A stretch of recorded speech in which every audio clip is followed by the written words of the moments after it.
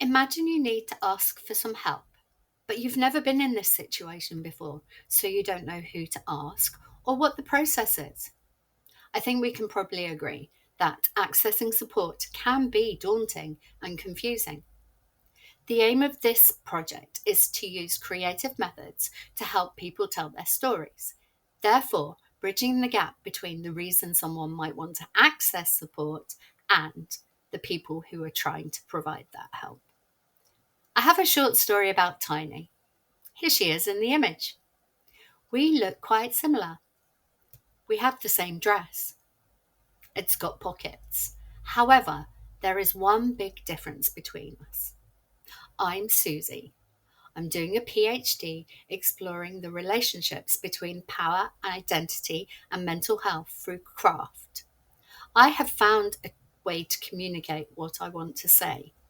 And Tiny, well, she's still trying to work that out. One of the reasons she's struggling a little bit is because, like me, she's got differences in her communication style. And she's coming up against power structures which are preventing her voice from being heard. Next, I'll introduce you to Ken.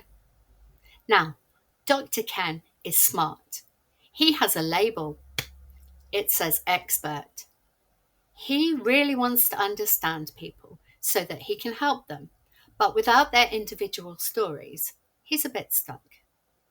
He has systems and procedures that he needs to follow before he can offer support. But these don't always capture the details of what has happened to a person. One of the problems is that these stories are difficult to tell.